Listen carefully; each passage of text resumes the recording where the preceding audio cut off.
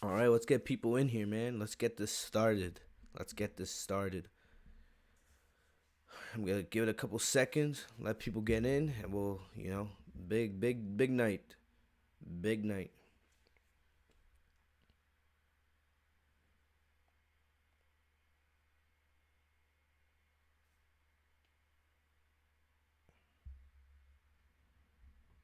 Let me know if y'all can hear me. All right, let's get everything all set over here. What a day.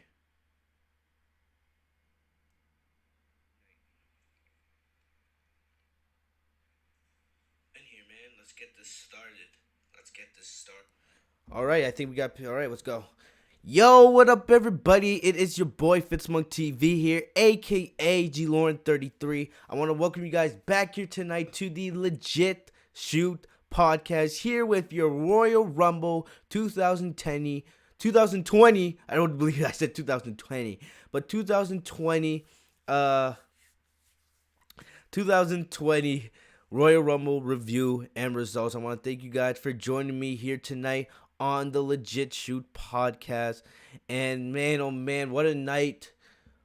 What a day. It's been a really long day, and it's been a really long day. And I don't know what to say, you know. First off, I want to thank Salriax for making us our Beast Royal Rumble layout, man. This looks absolute fire. You know, he does the layouts for us here on the podcast each and every single pay-per-view, plus Raw and SmackDown. So I want to thank Salriax for that. You know, this thing is absolutely beast. But before we even talk about wrestling, before we talk about anything else, man, you know, it's been a sad day for anybody that loves sports, that anybody that, you know, that it's just been a really sad day. You know, the sports world lost an amazing person in one of the worst ways possible. You know, unfortunately tonight we lost earlier this morning we lost Kobe Bryant. One of the greatest basketball players of all time, a legend, and he was only 41. I did a video on this earlier today before the Rumble, and I thought I would speak about it quickly tonight here on the podcast. And it's really sad. Yeah, you know, I'm a huge Kobe Bryant fan. You know, I was born in 99 and I got to see basically his entire career. You know, anybody, if you ask me, I will say Michael Jordan is the GOAT. He's the greatest NBA player of all time. It's undisputed. But Kobe Bryant was the second coming of MJ. But the thing about Kobe Bryant is he did it in his own way. He did it in his own way, and it's so sad that somebody so young is now gone. He was only 41. And, you know, I said it earlier, he had his personal helicopter, and he had been on this helicopter so many times. So many times. And I believe it was reported that he would at least use that helicopter at least twice a week. And, you know, I'm telling you, he didn't wake up this morning knowing that he was going to die. He didn't. All right. And, Junior, I'm not going to get into the debate. I don't want to get into debate about who's the greatest of all time. That's not what this is about. But it's just really sad, you know, what happened. I cried earlier in the day. Hopefully I don't cry on the stream tonight. But it's just really sad to see somebody so iconic pass away. You know what I mean? And it's so ironic, you know, yesterday when LeBron James surpassed him to become third on all time on the all time NBA scoring list, you know, Kobe's last post on Instagram and Twitter was him congratulating LeBron for for surpassing him, and that, you know, LeBron's building up his own legacy and all this other stuff. And then just 12 hours later, this happens, and now we're all in shock. It is absolutely a really, really sad day, and it just shows how, you know, how quickly life can pass. You know, we're not guaranteed tomorrow. You know, we're not even guaranteed tonight. We're not even guaranteed the time we have right now. So take advantage of every second you have on this earth and make the best of it. Be happy, be blessed. Tell your loved ones how much you love them. Take that person you have beef with aside and just apologize. You know what I mean? Kobe's daughter, Gianna, was in the plane with him, and now she's gone. It's just so sad. So sad. We got to watch Gianna grow up during Kobe's career, and she was becoming a great basketball player herself. And now she's never gonna live to be able to go to college and get married and have kids and even play professional basketball. All right, and Junior, please, like, I like, I'm like, this is my podcast. If I want to talk about Kobe, and if you don't want to listen, you're free to leave.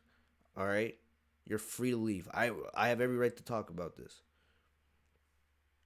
But back on this, it's just really sad, really really sad, and hopefully my prayers go out to the Bryan family, and hopefully we we can all come together as a community, as a nation, as a people, and learn to love each other more. All right, Junior, that's not true. You don't know if everyone's seen that video. You're just assuming. There's like 7 billion people in the world. Not everybody watched the video. You understand? But anyway, you know, I just wanted to say that about Kobe Bryant real quick. My prayers go out to him and his family. We lost an icon today. And also there's other people that were on that plane with him. There was like 5 other people that were on that plane. There was a total of 7 people on that plane. They all passed. No one survived. It's sad. I saw the video floating around social media of the helicopter actually flying out of the sky, falling out of the sky. It is just so sad. So sad. My prayers go out to the Bryan family. And hopefully we can all learn from this. Just take advantage of every moment. Learn to love, not to hate. And I just want to pass that message along here at the start of tonight's podcast. But even my dad just texted me. Tragic. My dad found out about it. It's just absolutely so sad. So sad. But on another note, we still have a pay-per-view to review tonight. We had the Royal Rumble. The Royal Rumble, WWE's first pay-per-view of the new year. Honestly, some believe it's its most important pay-per-view outside of WrestleMania, because the Royal Rumble officially means we are on the road to WrestleMania. And I'm going to be honest, the build for the Royal Rumble has been absolutely terrible. Raw and SmackDown over the last month has been unbearable to watch. And, it's been so bad that there was a couple weeks where I didn't do a Raw review or a SmackDown review, because I just didn't feel like it, because that's how bad these shows have been.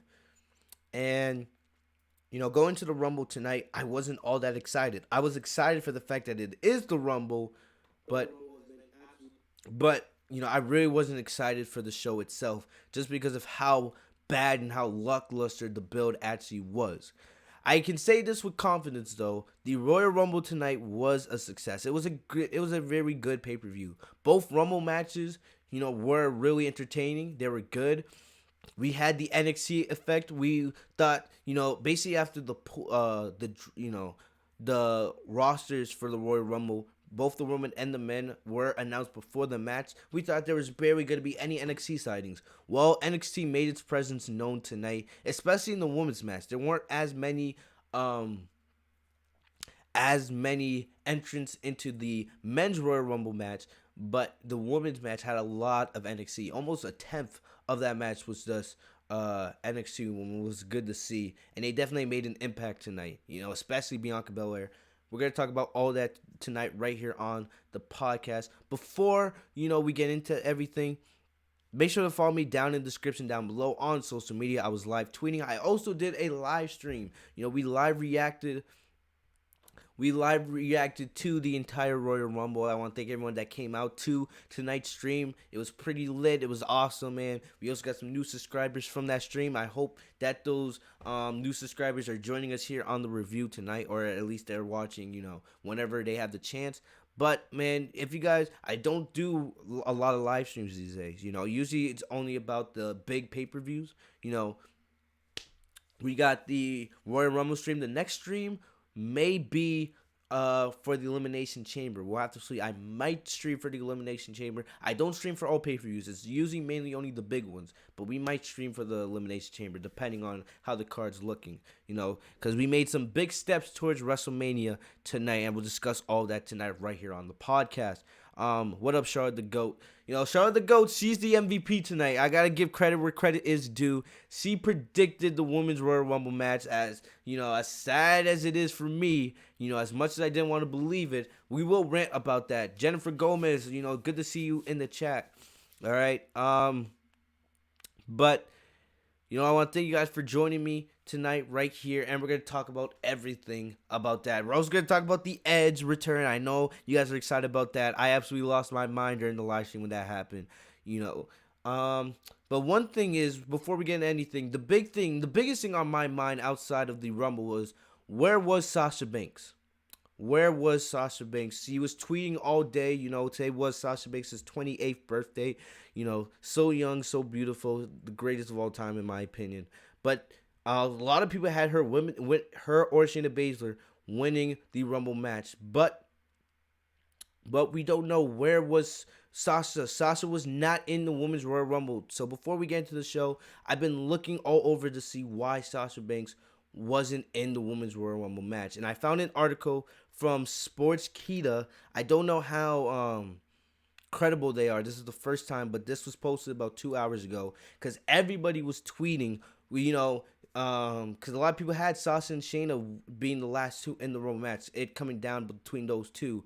But there was a report that, Sasha may have been injured. If you guys remember, a couple weeks ago on SmackDown, Sasha Banks was supposed to go up against Lacey Evans, but Lacey Evans attacked Sasha backstage, and then they took Sasha out with a leg injury. Well, the dirt sheet said that injury wasn't real. It was just for storyline because they didn't want Sasha and Lacey to be the main focus of the program going on with Bayley. But I got this article real quick. And here's what it says. Charlotte Flair emerged as the supreme winner of the Women's Royal Rumble match after eliminating Shayna Baszler, which we will rant on tonight. Don't you worry. We will rant on that. I am very pissed off about that. You can already hear in my voice. But the outcome and how Baszler got eliminated weren't the only unexpected moments of the match, as Sasha Banks was missing from the belt. Fightful Select had an upgrade regarding the boss's absence immediately after the match ended. The report states that Banks wasn't cleared to compete by the WWE medical team. It's interesting to note that report doesn't have any more details regarding her injury. Here's what the report states.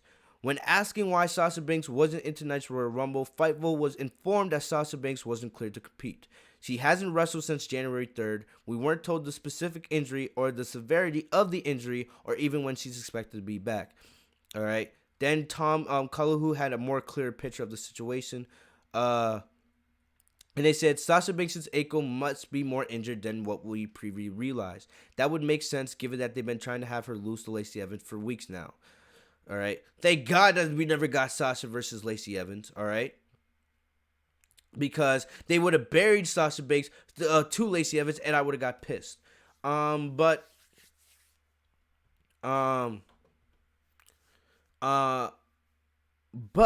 the reason why Sasha Banks was in the Rumble match is because it looks like her leg injury is more serious than we thought.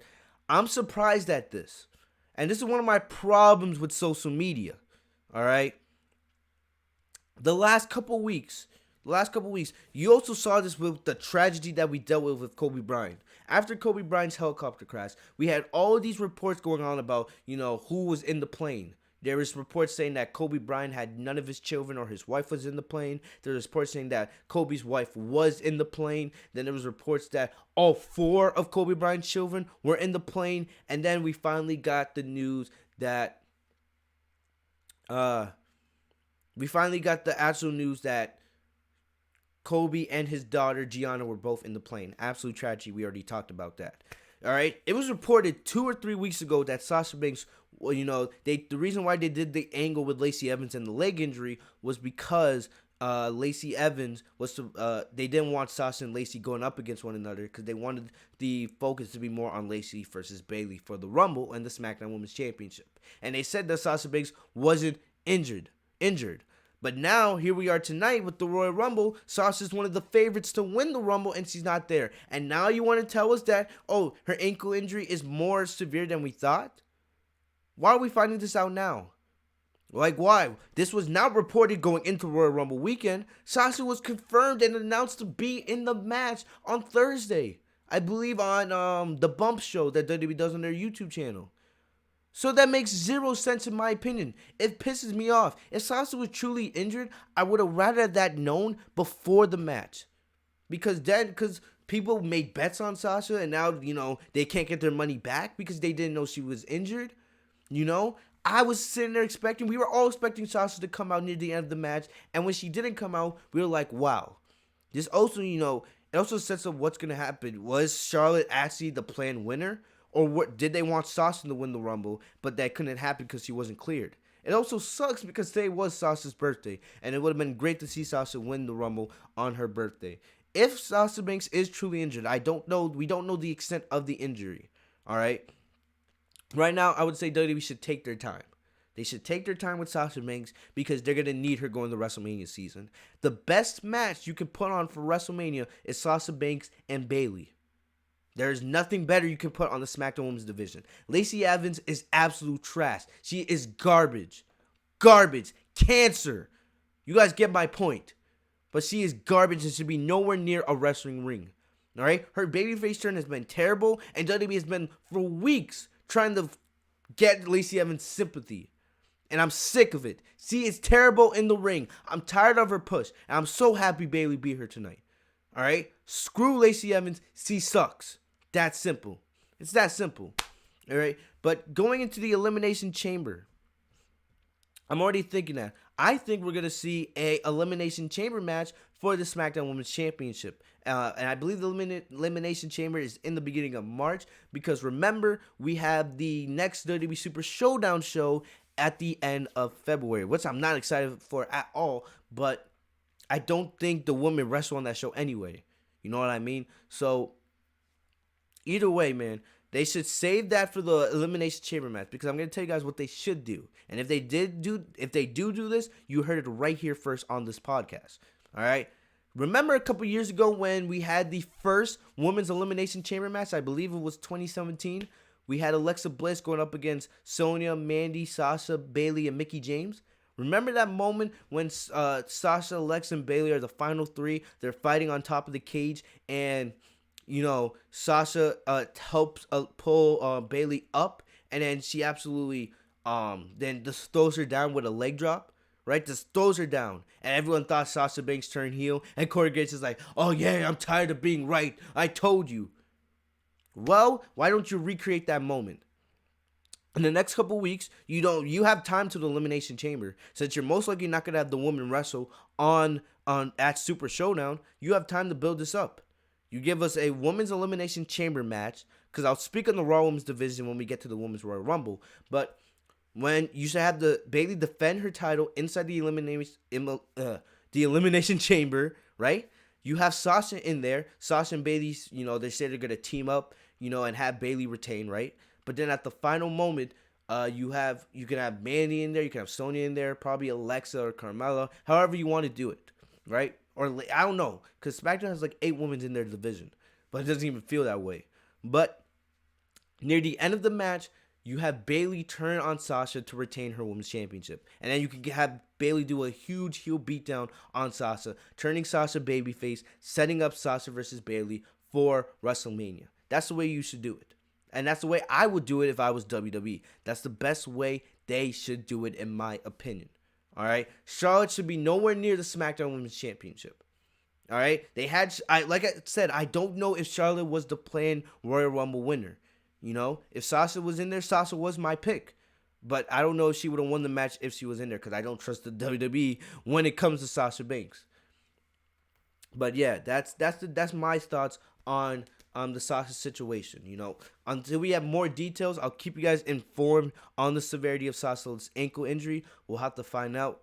Hopefully, like I said, do not rush Sasha back because you need her for WrestleMania season. We don't know how severe the injury is, but if we get news on that, I'll make sure to report it right here on the podcast.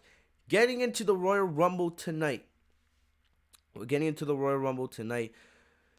We're going to go through the pre-show real quick. I didn't watch it, but I did see the highlights. And I love Sheamus, man. Sheamus is back. Sheamus is in basically the best shape of his career. He went back to the original fella look, the back to the look from a decade ago, and he was going up against Shorty G. And you should have knew who was gonna win this match because this was Sheamus' first official match back, and they've been teasing this for weeks.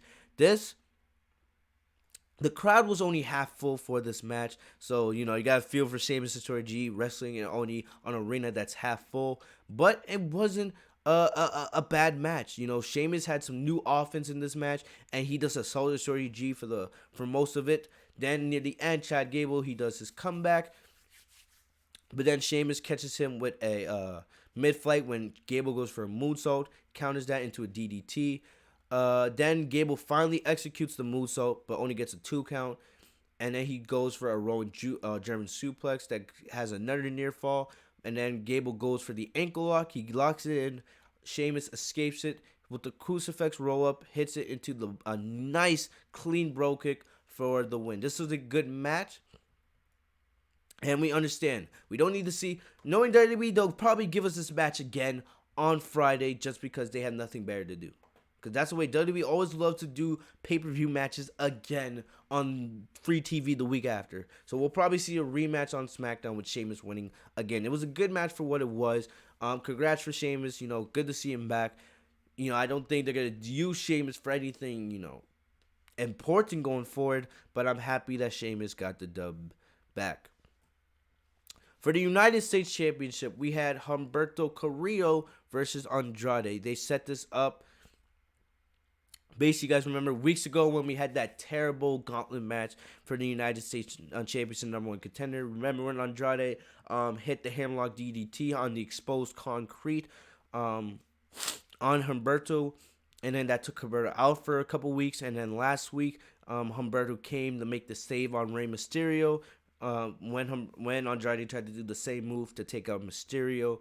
And that's how this match was set up. Humberto trying to finally gain his first singles title in WWE. I didn't watch this match at all. All right, I didn't really care, but I do know that it was good based on what I heard. You know, but thing is, it makes Humberto look like a loser because he just went up against AJ Styles a couple months ago and couldn't get the job done. It's like Humberto has no big wins against anybody on this roster.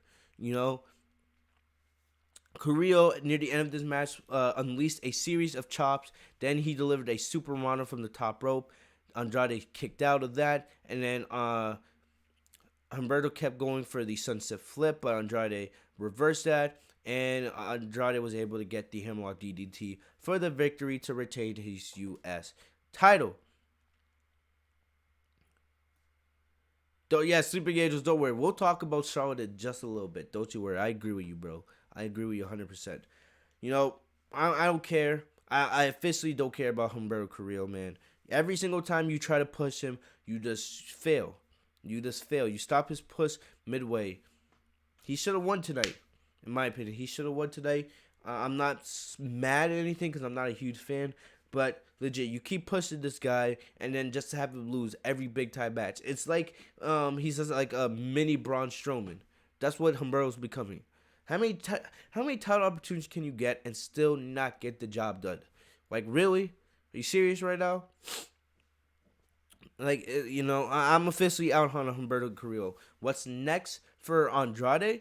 In my opinion, I would either have him feud with Ricochet or Aleister Black entering to WrestleMania season. It's going to be interesting to see what they do. But definitely they have challengers lined up for Andrade. It's just how WWE executes them, which will, you know, determine what happens from here on out. That's my opinion on that. So getting into the show, getting to the Royal Rumble tonight, you know, it was live in Houston in Minute Maid Park. You know, it was very ironic. You know, the Houston Astros have been in the news a lot lately, especially with if you guys know what's going on in Major League Baseball, there's been a huge cheating scandal, and the Houston Astros were revealed to be using technology to steal signs, which gave them a huge advantage during their World Series run. So, you know, so they're in that ballpark tonight. I saw people tweeting, "Oh, watch WWE use technology to have Roman Reigns cheat to win these matches tonight," which I actually found pretty funny. But we started off the night actually starting off the night with Roman Reigns versus Baron Corbin, and for what it was a good match. It was a good match. This feud has been absolutely terrible. These two have been feuding basically since SmackDown moved over from Tuesday nights to Friday night SmackDown. These two have been feuding for, I think, over 3 months now. And I am sick and tired of it. And I pray that tonight mark the end of this horrendous feud. I'm so sick and tired of it. So I know you guys agree with me. All right, it's time to move on to something else. All right, what up, Yuri? It's good to see you in the chat. But,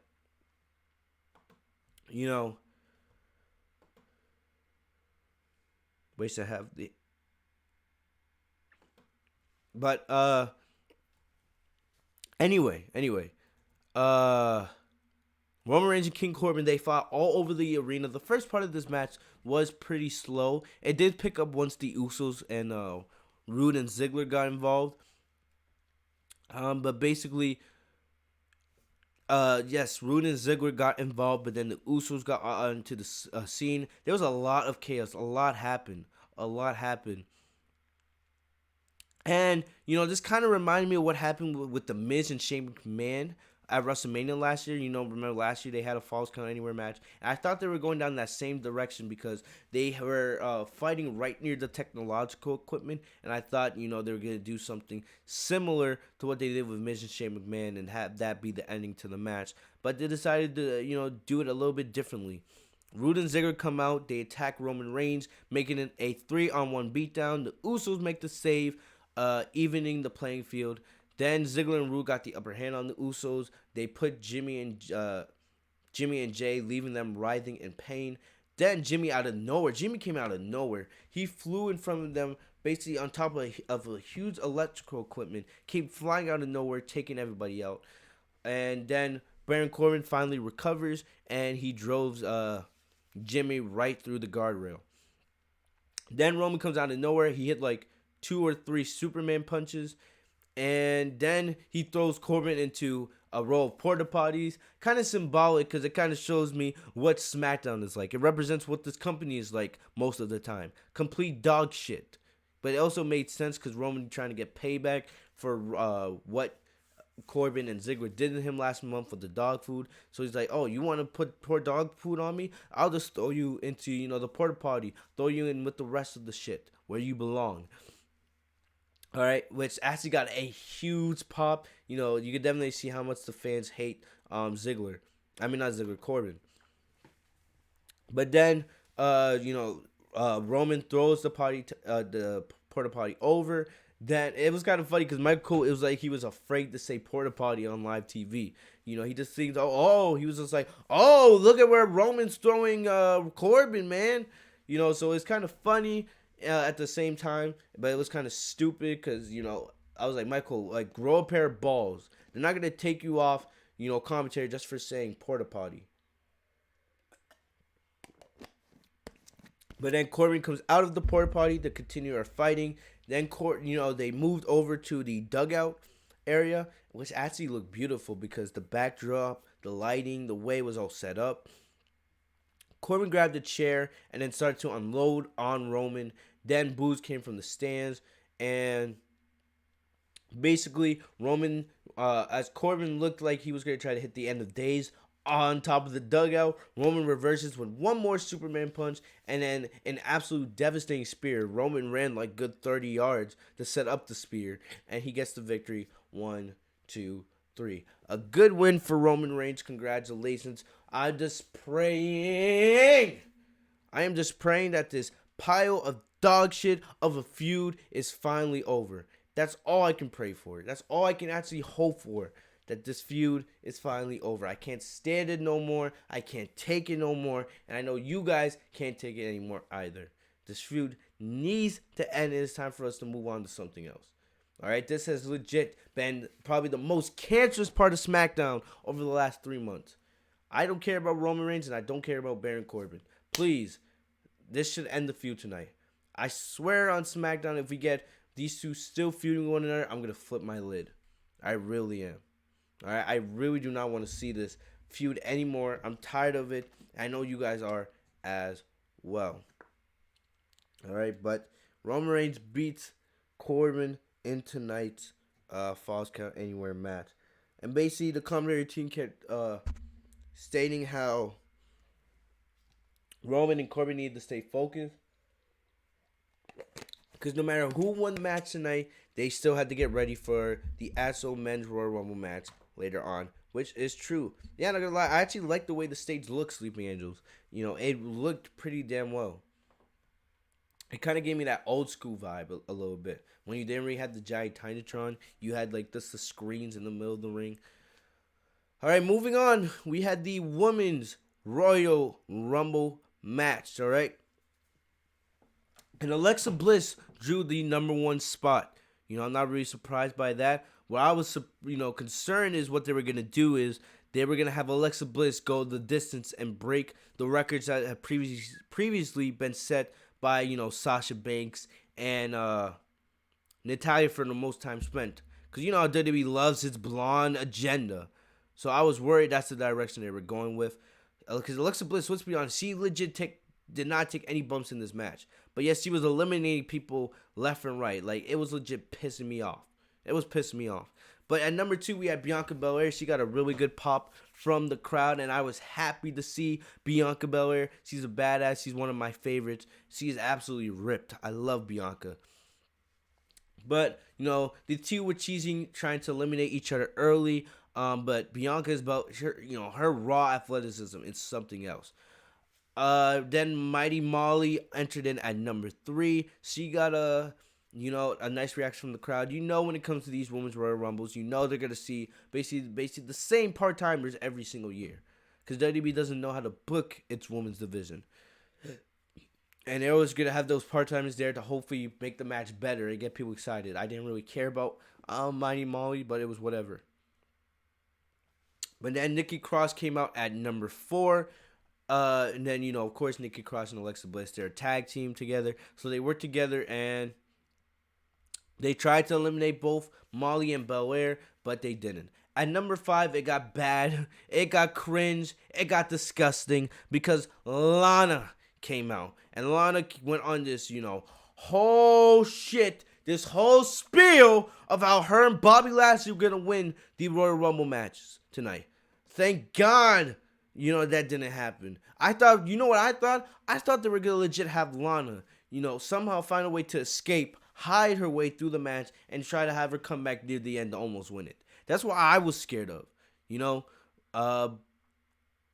But that didn't happen. Lana comes on. She's being annoying as hell on the mic. And she actually did a little bit of offense, but I don't care. Then at number 5, we had Mercedes Martinez. She comes on.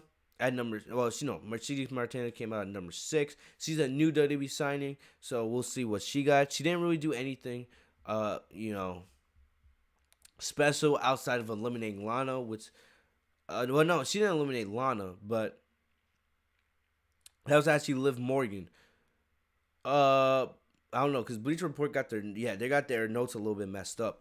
But then Liv Morgan came at number 7. You guys know Liv Morgan and Lana have been feuding along with Rusev and Lashley. Oh my gosh, it's been probably the worst part of Monday Night Raw by far. What I think is going on with this, they're gonna have this draw carry all the way to WrestleMania. Legit, they're gonna have this crazy stipulation at WrestleMania. Because they got nothing better. For some reason, Vince McMahon loves this feud so much. I don't understand why. It shows how much of a crackhead he is. He really does not know what he's talking about. So they have Liv Morgan come out, and she eliminates Lana. Thank God, because like I said, I thought Liv Morgan was gonna, or not Liv Morgan. I thought they're gonna have Lana, escape and hide for the entire match. Then they had Martinez. Martinez tries to eliminate Morgan. But Morgan fights off. But then Lana, and I hate when WWE does this. They do this once every single Royal Rumble. Once. This is what happens. You have Lana re-enter the match, right? Lana re-enters the match, and she eliminates Liv Morgan. Eliminates Liv Morgan. It makes no sense to me. The reason why it makes no sense is if you have somebody that's not in the Royal Rumble match,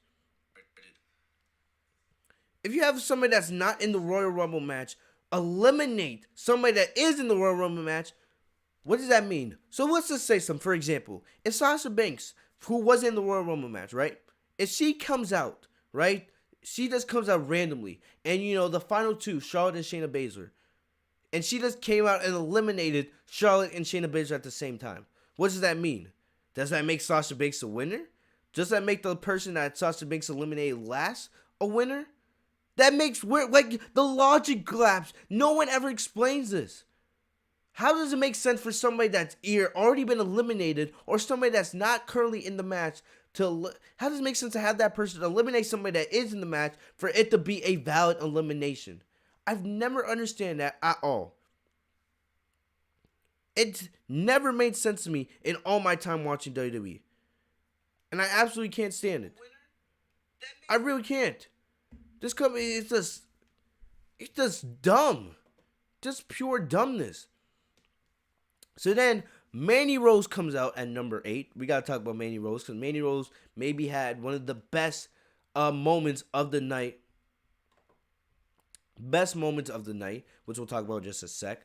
Then Candice LeRae, another NXT superstar, comes out at number 9. And then Sonya Deville come out, having Fire Desire team up, Mandy and Sonya.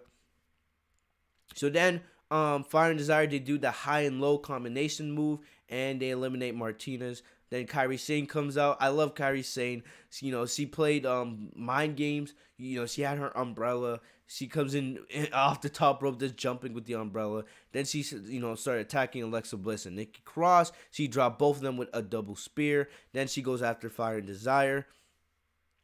And then Bianca Belair hits her with a boot. But then Kairi Sane recovers. She hits the insane elbow. Then Mia Yim comes in at number 12. All right. Then Bianca Belair, she's still fighting with Alexa Bliss and Nikki Cross. And Bianca Belair uses Bliss as a weapon, and that distracts Nikki Cross, making Nikki Cross get eliminated. All right. But Bliss, multiple times in the match, because, Bliss's wrestling ability is, pretty bad. Pretty bad. You know what they do? They have Alexa Bliss half the match. I swear, Alexa Bliss was holding on to Bianca Belair's hand, her long ass hair strand for like half the match, just to keep herself in the match, because she does have the ability to keep herself in the ring on her own. She had to legit rely on somebody else's hair strand. Ridiculous. But then Alexa Bliss hit a punch on Mandy Rose, and we thought Mandy Rose was getting eliminated, but what was probably my favorite moment of the night. And this is how you do love storylines, not that garbage can you have on Raw with Lana and Bobby Lashley. What they did here is, as Mandy Rose comes flying off the top rope, you think Mandy is eliminated. No. Otis is at ringside. I didn't even know he was there. Otis is at ringside. And then he falls right into Mandy Rose's arms. Mandy Rose falls right into Otis's arms. And the crowd went absolutely wild. Everybody on social media was going wild. I absolutely love this. I love this. Then he picks up on Mandy, and Mandy gets back into the match. All right. Then after that, sorry, I'm losing my train of thought. After that, Bianca Belair decides, all right, I'm going to take all this. Then Bianca Belair sends Mandy back into Otis's arm a second time, and then she sends Deville flying into Otis and Mandy, and that eliminates both members of Fire and Desire. Then at number 13, we had Mrs. Catering herself. She took a break from doing catering tonight to compete in the Royal Rumble match. She's absolute garbage, but you guys know it was honestly whatever. We had Dana Brooke at number 13. Garbage can. You guys know how I feel about Dana Brooke. And she did a Swanton Bomb to Mia Yim. And like I said a couple weeks ago, when Dana hit that Swanton on Sasha, Dana Brooke, you should not be performing moves that you don't know how to execute properly. She still hasn't realized how to execute the Swanton Bomb correctly, and she landed right on top of Yim, probably breaking her ribcage in the process. But then Bianca Belair, while this all happening, is continuing to rack up eliminations. She eliminated Candice LeRae, and she tied the record for most eliminations in the Women's Royal Rumble, which I think Sasha holds, but I'm not exactly sure. But then Kairi Sane got eliminated by Alexa Bliss. Then Tamina comes in at number 14. We got a pretty cool interaction between Tamina, Mia Yim, and Bianca Belair. The Bianca Belair then dumped Tamina over the top rope. Tamina was not in there long. I was surprised we didn't see Nia Jax, even though I'm glad we didn't see Nia Jax tonight, but I was definitely surprised that we didn't see Nia Jax tonight. All right, but Dakota Kai comes in at number 15. Then Bliss eliminates Mia Yim in the process. Then Chelsea Green. I love Chelsea Green. When she made her debut against Charlotte a couple weeks ago, she had some very innovative offense. I think Chelsea Green could be a big hit in the NXT Women's Division if she's booked correctly and built up properly. Then we had Charlotte Flair coming at number 17. But before Charlotte came out, it's kind of like the match got restarted in a way. All right. Basically, Bliss and Belair cleared the ring of everybody, and then it was right back where we started. Now we're about halfway through the match, and it feels like the match is restarting because now we have Bliss and Belair right in the center of the ring. Then Bliss and Belair are going at it, and then once again, they're both on the ring apron, and Bliss is tugging at Bianca's hair, trying to save herself. And then in a brilliant spot, Bianca used that to her advantage. She uses the hair strand that Alexa is holding onto to send Alexa flying, crashing into an LED ring post to allow her to fall out of the ring and get eliminated. I popped hard, and I love Bianca Belair. I pray that when she gets caught up to the main roster, that she is used properly. She is so good. Bianca Belair, man, she has the talent, she has the charisma, she has everything it takes to be a huge mainstay in WWE's women's division. It all depends on how WWE books her. Then Charlotte Flair came out, and you guys already know how I feel about Charlotte. Oh my gosh. Don't get me started. Charlotte and Bianca Belair start going at it, but then at number 18, finally making her return to WWE, we get Naomi. All right, I was very excited to see Naomi back. We haven't seen Naomi for months, and we've been wondering where Naomi was. The Usos returned, like 2-3 weeks ago, and we're wondering where Naomi was too. I'm glad they saved Naomi's return for the Royal Rumble, because that's the way they should be doing. That's the way you should be doing returns. Instead of having John Morrison, you should have saved John Morrison for the. But I still don't understand why. I know Sleeping Angels is about to go ham talking about Charlotte. But hold on, I think that is the chat lagging for y'all? I just want to make sure everything's good with the chat.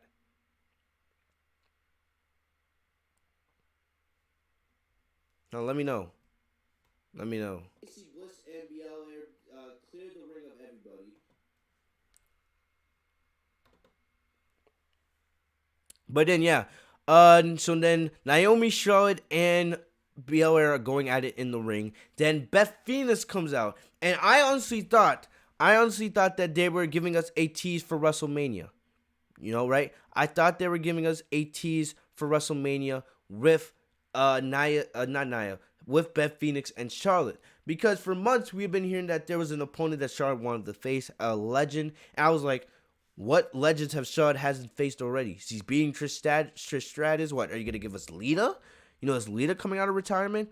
But no, they decided to go a different direction, and I thought this was gonna set up that. Also, at some point, Beth Phoenix got it. Like, I don't know, she hit her head hard, and she started bleeding out the back of her head. It was bad because half her hair strands, all her hair strands in the black turned red, like red apple red, and then she was bleeding through parts of the ring, and she was getting it on other competitors.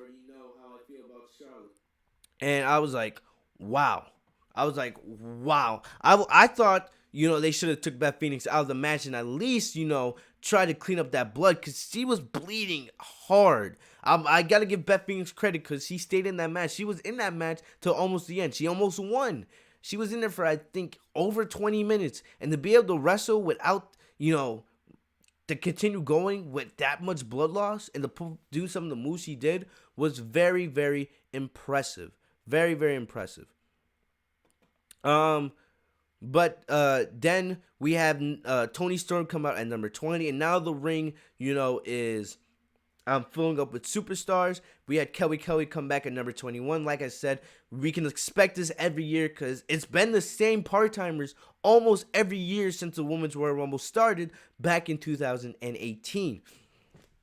We had Sarah Logan come out at number 22. Not that I care, but Sarah Logan, I feel like she should have more of a role in Raw's Women's Division. She's not bad in the ring, and she's in a great shape.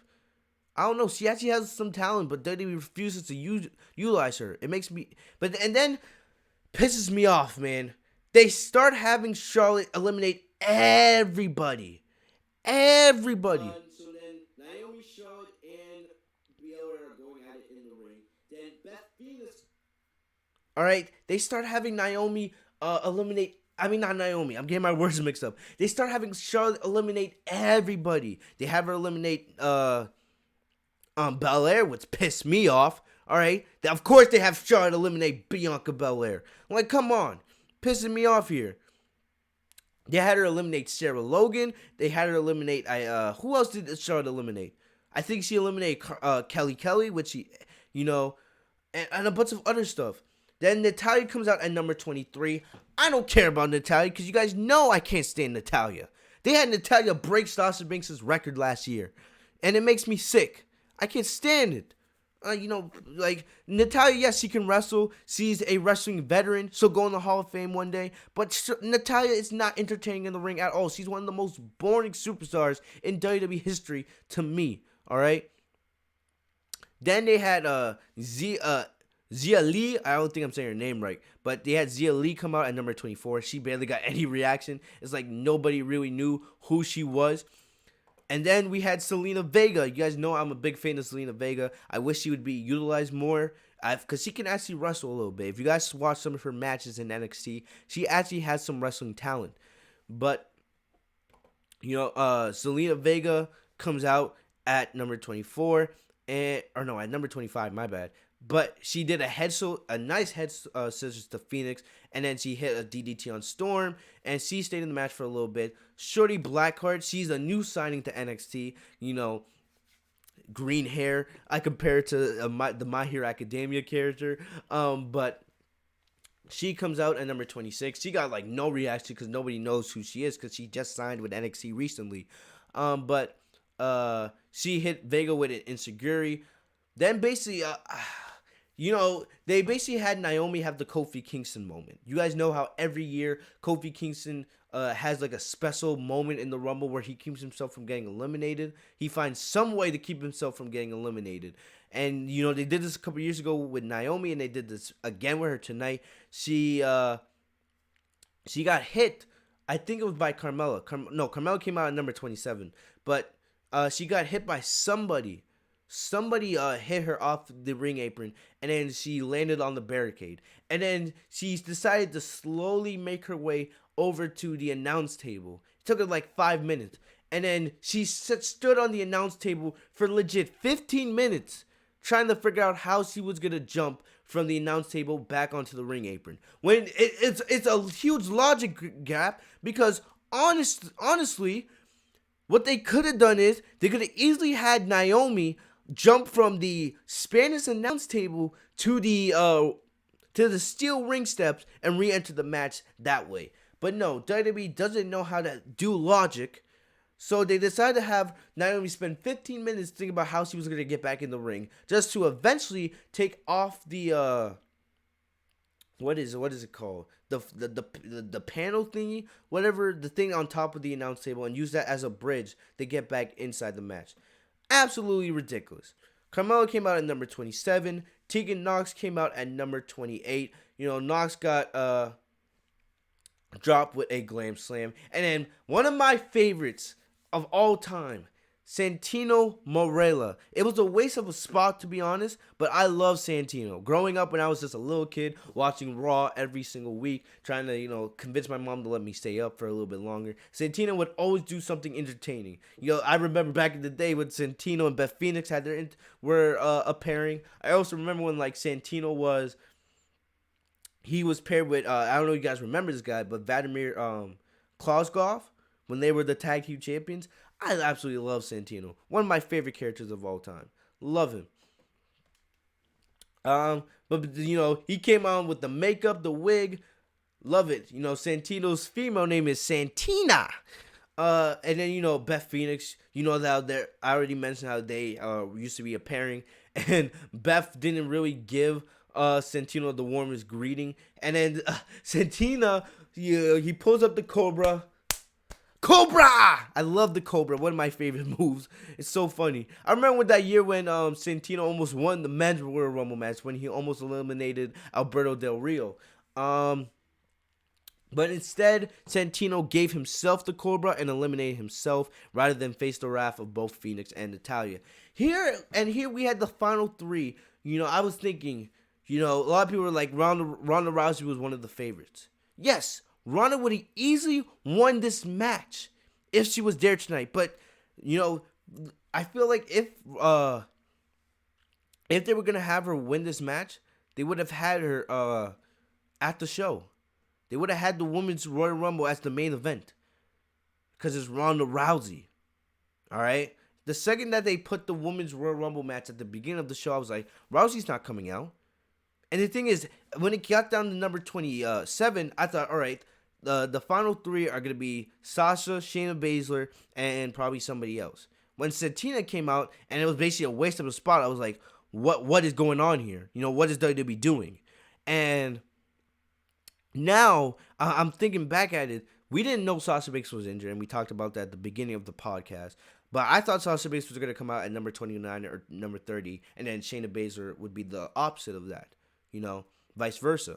Shayna Baszler came out at number 30, and I was absolutely shocked. I was like, everyone was tweeting, where's Sasha? Where's Sasha? And as we get more information on Sasha's leg injury, I will make sure to keep you guys updated. I hope it's not severe. I don't think it is, but we'll have to wait till this Friday, hopefully, to get more information, because Sasha was confirmed to be in the Rumble. But Baszler came on, and she went on an absolute conquest. She eliminated 7 people in 3 minutes. All right, she came out. She got rid of Xia Lee. Then she got rid of Tegan Nox. Then she got rid of Selena Vega. Then she got rid of Shayna Blackheart. Then she got rid of Toni Storm and Carmella and Naomi. So basically, this leads to the final 4 being Natalya, Phoenix, Charlotte, and Shayna Baszler. So basically, Beth Phoenix eliminates Natalya, because you guys remember last year's Royal Rumble, Natalya eliminated Beth Phoenix, so Phoenix was getting payback. Then I think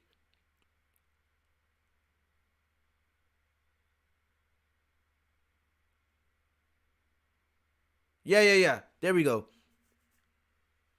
Then Baszler eliminated Phoenix, because I think that, cause I'm looking at this is a typo. They said Charlotte eliminated Phoenix. No, it was actually Shayna Baszler. So then they have Charlotte and Baszler as the final 2. Chance of Shayna are getting, and I thought it was done. I thought it's over. Wrap. Shayna's going to win. Because why wouldn't she win? I'm like, there's no way that Charlotte is winning the Royal Rumble. No way. Which we're going to rant about in just a sec. Don't you worry. Do not get me started. But then, Shayna had Charlotte by the legs while Charlotte was barely holding onto the ropes. And it looked like Shayna had Charlotte eliminated, but Charlotte was able to save herself. Then Charlotte eliminates Baszler to win the match, throwing her over the top rope. And that is it. Charlotte wins the Female Women's Royal Rumble. Now, what am I going to say about this? If you guys were there for my live stream, you guys saw I started ranting, but I was like, I'm going to save it for the review. Are you kidding me? Really? Does WWE never learn? Does WWE not know how to make stars in 2020? How many opportunities has Charlotte had? Let's be serious. She's a 10-time women's champion in less than 5 years. And I find it ironic. The last couple weeks, people have been complaining on social media that, Charlotte doesn't get opportunities. Charlotte's not being booked properly. You had that little clown ass Corey Graves go on his podcast, his disgusting podcast, go on and say, I want my queen back. No, I don't want the queen back. She's had her time. It's time for somebody else to become the new queen. She's been in a women's championship match every year since she got to the company. Like, are you serious right now? Are you serious right now? And yes, Charlotte the GOAT, you have every right to celebrate because you were right. I said for weeks there is no chance that Charlotte is winning the Rumble. No chance. Because what? You're going to give us Charlotte versus Becky at Mania? A match that we've seen 1,000,000 times? You're going to give us Charlotte versus Bayley at Mania? A match that we've seen 1,000,000,000 times? Are you kidding me right now? And wait, what sense does that make? That's not WrestleMania to me. I don't want to see matches that I've already seen 1,000 times. What can Charlotte and Becky do that they haven't done already? What story can you tell with Charlotte and Bayley that you haven't done already? The second that people start complaining that Charlotte's not being booked correctly, yes, he wins the Women's Royal Rumble. Yeah, but who is Charlotte going to face at Mania? It's way more likely that she's going to face the Raw Women's Champion. Because if I'm WWE, you should be doing Sasha versus Bayley at Mania. No doubt. Absolutely no doubt. But who is Charlotte going to face?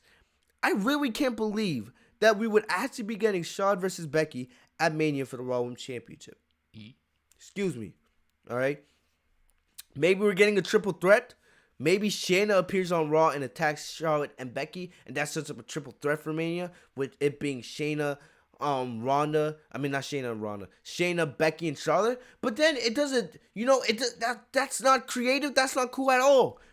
That's not entertaining. It's legit just a rematch of last year's WrestleMania main event, with just, the only change being Shayna being in there instead of Ronda. What, is Ronda going to return and we're going to get a fatal 4-way at WrestleMania? That might be a little more interesting, but to be honest, I wouldn't want to see that because that would just be the same as last year's WrestleMania main event. It would be the same as last year's WrestleMania main event, just with Shayna Baszler being added to make it a fatal 4-way. I honestly don't get it. I don't get it. I'm legit trying to figure out where they go for here. What? Are you going to have Charlotte beat Becky before Mania? And then what? You give us something like Charlotte versus Shayna? Or Charlotte versus Beth? Or Charlotte versus Ronda? No. None of these options are entertaining. None of these options are creative in my eyes. I honestly don't get the logic of having Charlotte win the Women's Royal Rumble. I don't. And, I'm going to keep saying, we're going to speak it to existence. Sasha versus Bayley will happen at WrestleMania. I'm speaking it to existence. But honestly, I don't understand the logic. You could have made a big star tonight. You could have made a new star. Shayna Baszler is already a badass. But having her eliminate Charlotte, and say, I'm here, I'm from NXT, and I'm taking over, going on the WrestleMania to challenge Becky, that would have been a fantastic moment. But man, I don't know. Like I said, Sasha Banks was my pick to win. I don't know if Sasha was the planned winner or if Charlotte was always the plan. Maybe they had to change things last minute because Sasha was injured. I'm not sure because Sasha was not medically cleared to compete tonight. But still, I still believe we're going to get Sasha and Bayley at WrestleMania. That's going to be set up via the Elimination Chamber. But still, man, was it really that hard? You had in the palm of your hand, you could have made Shayna Baszler a huge star tonight. But instead, you go to the same crap, the same bullshit you've been doing for 4 years and have Charlotte Flair win. You're not making new stars. You're not. You're burying your women's division. It's not always about Charlotte. She's had her moments. She's had her times. It's somebody else's turn. Junior talked about in the live stream tonight saying there's a chance. What if Charlotte gets injured? I don't see that happening. I don't see that happening at all. Why would that happen? You really think Charlotte would be okay with putting an injury angle so they could set up somebody else for WrestleMania? That would be pure stupidity and would make no sense. It really pisses me off that this is a decision. The only thing that's making me not lose my mind and absolutely wake up the rest of my house by going off, the only thing is the fact. It's the pure fact that Sasha was not in the Rumble. If Sasha was in the Rumble and they still had Charlotte win, I would absolutely be losing my mind right now. YouTube would probably have to take down this review. They would have to stop the stream with the kind of stuff I would be saying right now. All right? I'm praying that we still get Sasha versus Bayley at WrestleMania, and we probably will get that via the Elimination Chamber. But having Charlotte win the Royal Rumble tonight is absolute lazy. It was absolutely, it was a decent women's Royal Rumble match. The men's Royal Rumble match was absolute fire, which we'll discuss that later on in the podcast. But you had everything set up in the palm of your hands. It's just so disappointing. So disappointing. And thank God Roman didn't win the Rumble. Oh my gosh. Imagine me ranting on both how Roman and Charlotte start off the new decade and the new year being pushed to the top like always because WWE has its agenda. It pisses me off. I understand WWE wants to make Charlotte the greatest women's wrestler of all time, which she never will be because Sasha Banks is the greatest of all time and it's undisputed. But it was time to pull the trigger on Shayna. It's time to make new stars. This is why the women's division can't evolve. This is why it can't get better because you're always doing the same old shit. Having Charlotte win makes me sick. I don't know what they're going to do for WrestleMania. Hopefully we get an idea of what they have planned for Charlotte on Raw. But honestly, I'm not excited for anything they do with Charlotte going to WrestleMania. There's not one match, not nothing. Unless maybe Charlotte versus Tessa Blanchard from Impact. Or maybe that may be the only thing that could get me excited for WrestleMania. But nothing you do with Charlotte going to WrestleMania is going to excite me. She did a promo after the match talking about this proves that she is always the best and this is her division. Whatever. Screw Charlotte. Congrats Charlotte to go. You can say that Charlotte won. Enjoy whatever you're drinking tonight. You were right. I was wrong. But still. Next up. SmackDown Women's Champion match. Lacey Evans versus Bayley. And part of me was scared. The thought cramped in my head. The thought crept in my head that we were going to get Charlotte versus Lacey Evans potentially for the SmackDown Women's Championship at Mania. Because the way they've been pushing Lacey Evans is awful. She is awful. She is not meant to be a babyface. I didn't like her as a heel, but as a babyface, I absolutely just can't stand her at all. She is awful. She is garbage. Can't stand her. Alright? It makes me sick to my stomach. But this match sucked. Bayley as SmackDown Women's Champion, I don't think she's had one good match. And that sucks because we know how great Bayley is. Bayley's great. when she's with the right opponent and she has the right story. But Bayley as SmackDown Women's Champion, she's been basically the SmackDown Women's Champion over the last year. Because she won that Women's Championship at the Money in the Bank in May. And then she only lost it to 5 days for Charlotte because, their stupid-ass agenda. But this match was terrible. Charlotte has had, Bayley has not had one good match since she became champion. We need to pull the trigger on this Sasha and Bayley feud soon. Soon, man. I already told you guys how that should be done at the beginning of the podcast. But, man, and I keep having... Charlotte keeps running through my mind, and it's pissing me off. I can't get her out of my mind. This match was suck. And the thing is, the crowd did not give a damn about this match. If you guys were watching my live stream, I couldn't give a damn about this match. Because this was awful. This was garbage. The intensity wasn't there. Bayley dominated for the most part. And the thing is, Bayley won the match clean. Lacey tried to make a comeback at the end, but... Lacey tried to go for a moonsault. The only positive I will give Lacey Evans is she does a better moonsault than Charlotte. A moonsault that's 10 times better than Charlotte's moonsault. But she goes for the moonsault. Bayley gets the feet up. She grabs the tights and scores the win. But the thing about it is, it's not really about her grabbing the tights.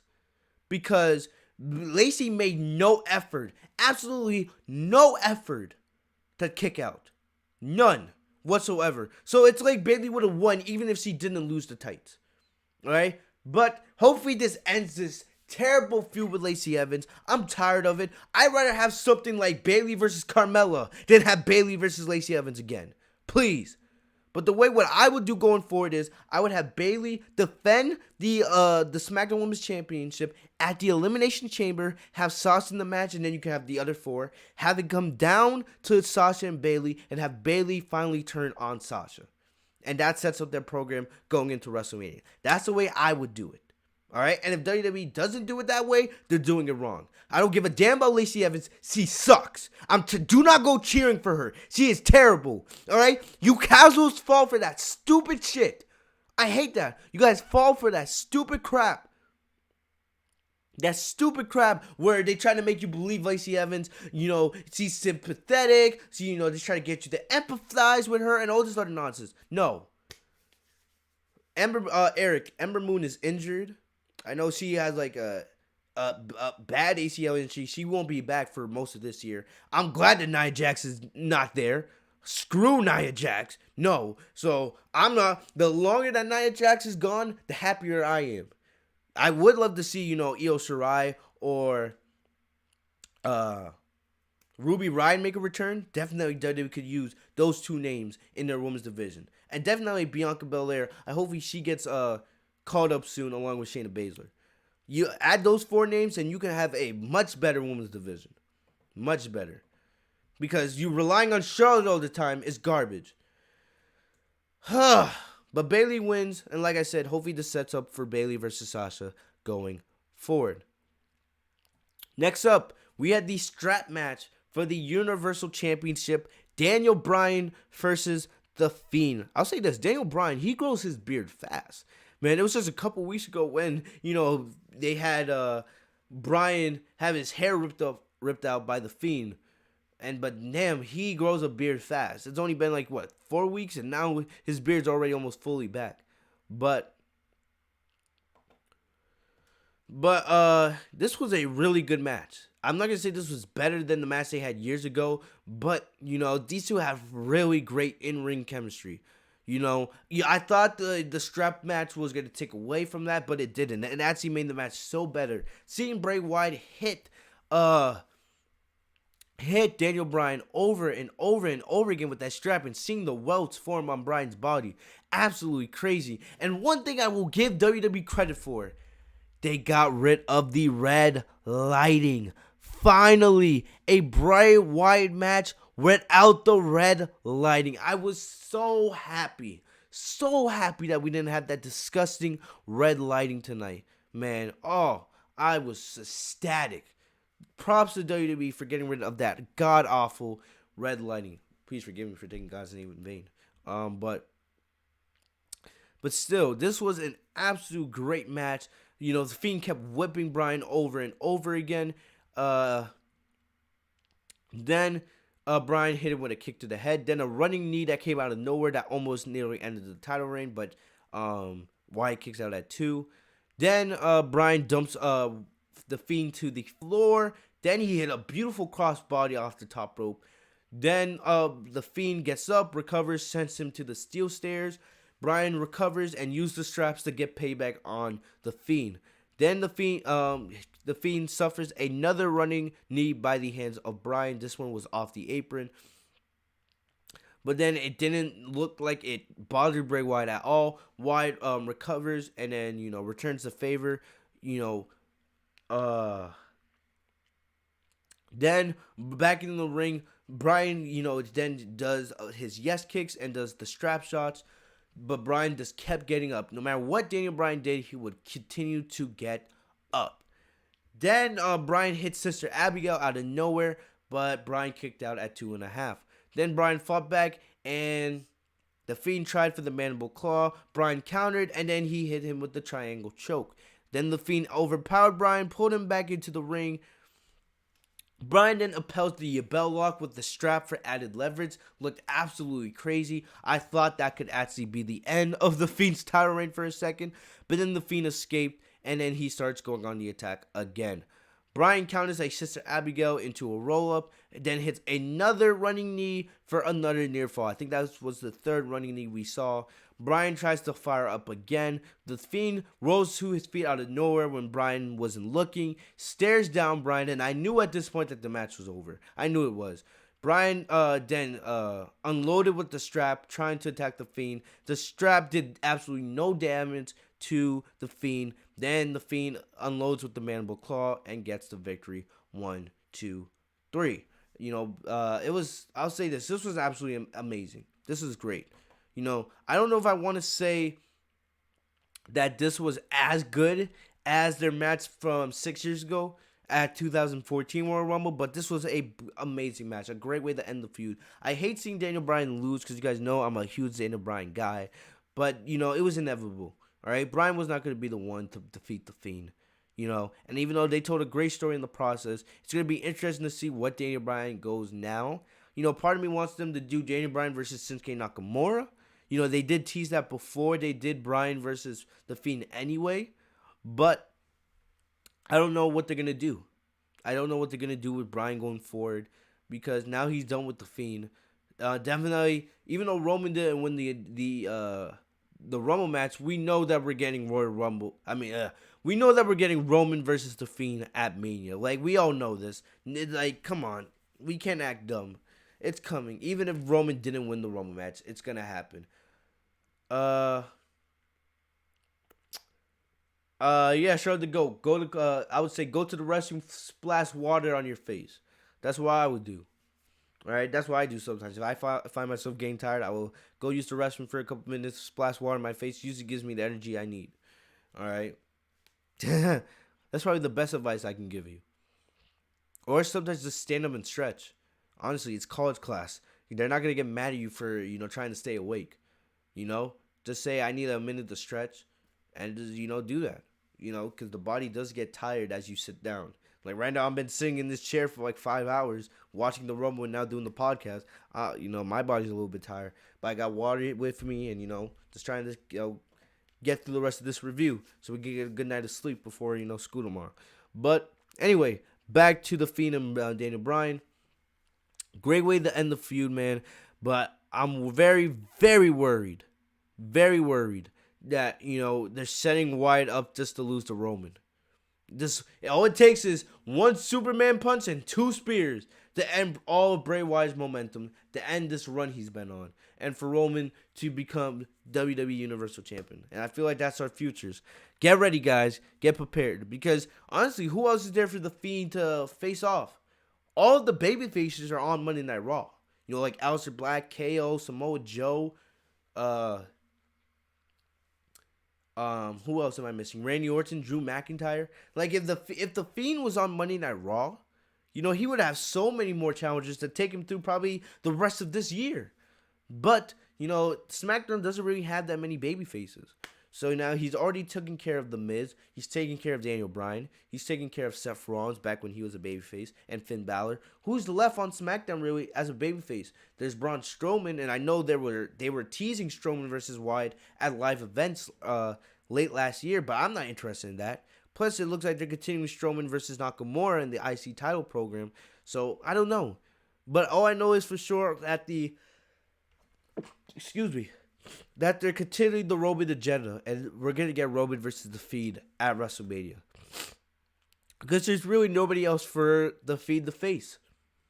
I don't know how, maybe one thing that I think they should do is at the Elimination Chamber, because let's be honest, we know Lesnar Lesnar's not defending that WWE Championship at the Chamber. They're setting him up for McIntyre, right? So one thing I think would find interesting is have The Fiend be in the Elimination Chamber. Have The Fiend defend the Universal title in the Elimination Chamber, and maybe you can use that to set up Roman versus The Fiend. That's what I would do. Let SmackDown host the Elimination Chamber matches, since you had Monday Night Raw dominate the Royal Rumble. You had Charlotte and McIntyre win the Rumble matches tonight, giving Raw, the bragging rights, whatever you want to call it, and then have SmackDown headline the Elimination Chamber. So they could, because we already know where Raw's going with WrestleMania. McIntyre versus Lesnar, and Charlotte versus either Becky or Shayna or Ronda or something like that. All right, SmackDown, we don't know where they're going. All right, we could take a guess that we're getting Sasha versus Bayley and Wyatt versus Roman, but nothing's confirmed. So let the Elimination Chamber be the foundation to set up what SmackDown has planned for WrestleMania. That's the way I would do it, based after what we had happen tonight. All right, but definitely, and it gives Wyatt a bunch of opponents. You can have Daniel Bryan in there. You can have Roman in there if you want. You could have Strowman in there. You can have Kofi in there. You could have Corbin in there if you want. It's an easy way to get Wyatt into past the Elimination Chamber to WrestleMania. All right, instead of having to rush a feud with somebody like Strowman or give us something we don't really care about. That's the way I would do it. All right. Next up, we had the Raw Women's Championship match with Becky Lynch versus Asuka. And we all know how this match was. This was basically we all knew Becky was going to win this match. There was no chance that Becky wasn't going to win this match, because they told you from the jump. They had the video package of everything, of their past, of how Asuka's had the advantage on Becky 3 straight times, and Asuka being that one person that Becky has not been able to get over. Even though I stand to this day saying that Sasha should have defeated Becky at Hell in a Cell, but that's whatever. But the match wasn't bad. It was a really good match. I don't think it was better than their match from last year. All right, their match was absolutely fantastic last year. The only thing that was better was Sasha versus Ronda, but still, this was a great match. It had the storytelling, it had the performances, and it is what it is. Basically, I'm going to go straight to the end of this match. Lynch kept trying to hit the disarmor, but Asuka hit her with an inverted DDT. And basically, Asuka, she's been using the green mist now for months and using it at opportune times to get advantages over her opponent. So then basically, Asuka sent Becky flying into a referee, to distract the referee so that she could use the green mist. But Becky saw the green mist coming, and she was able to block it, and then she was able to kick Asuka in the stomach, making the green mist land on Asuka herself. Then she hit her with the disarm her, and Asuka taps out. Becky retains the Raw Women's Championship. I will say this about Becky. All right? I will say this about Becky.